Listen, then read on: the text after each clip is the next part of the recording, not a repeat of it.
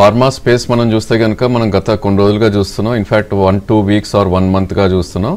Front line stocks ఏవైతే ఉన్నాయో దివీస్ కానీ, డాక్టర్ రెడ్డీస్ కానీ, సన్ ఫార్మా, ఏదైతే నిఫ్టీ కాంపోనెంట్స్ ఉన్నాయో అవన్నీ కూడా పెరగటం చూసాం. బట్ నిన్న అనూహ్యంగా అఫ్కోర్స్ బయోకాన్ మనం ముందు నుంచి చెప్తూ వస్తున్నాం ఒక రివర్సల్ రావటం వచ్చిందని.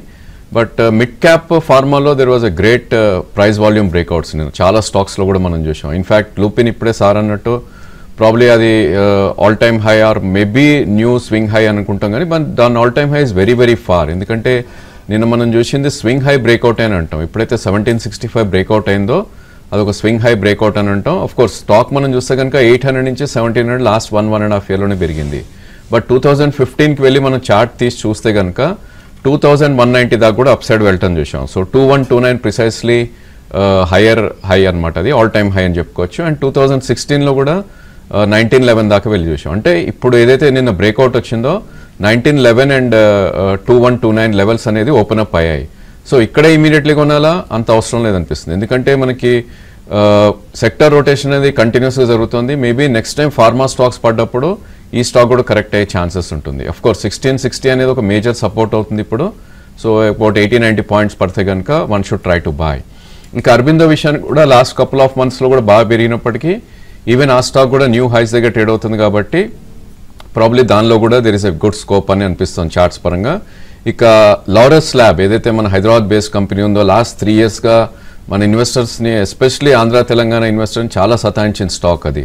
సో నిన్న మనం చూస్తే కనుక మల్టీ మంత్ హై ఏదైతే 461 ఉందో అది కూడా ఒక చిన్న టచ్ అండ్ గో టైప్ నిన్న రావటం చూసాం. ఒకవేళ 461 పైన 3 to 4 days క్లోజ్ అయింది అంటే కనుక అది కూడా బ్రేక్అవుట్గా మనం పరిగణించాలి.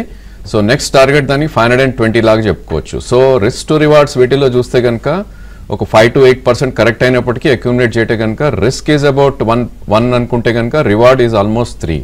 సో ఈ 3 స్టాక్స్ని definitely we should try to buy on dips అని చెప్పుకోవచ్చు. లీడర్స్ ఎవరైతే ఉన్నారో ఇన్ఫోసిస్ కానీ, టీసీఎస్ కానీ ఆర్ టెక్ మహీంద్రా ఇలాంటి స్టాక్స్ని చూస్తాం ఫ్రంట్ లైన్ స్టాక్స్లో.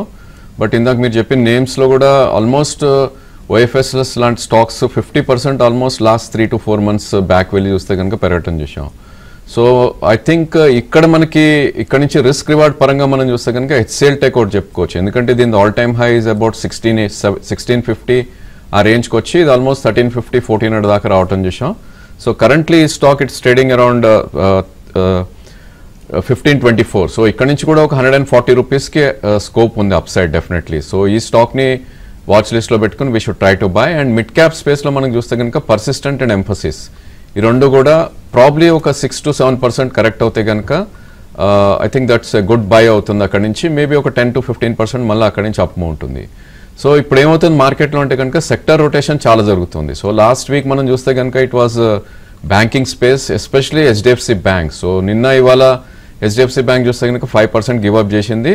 దీన్ని టోటలీ కాంపెన్సేట్ చేసింది ఐటీ సెక్టర్. సో అందుకోసం ఇక్కడ టాప్లో ఉంది కాబట్టి కొద్దిగా కరెక్షన్ పేషెన్స్గా వెయిట్ చేస్తే మేబీ 4 to 5% కింద కొనగలితే కనుక I think risk to reward చాలా ఫేవరబుల్గా అక్కడ కనిపిస్తుంది.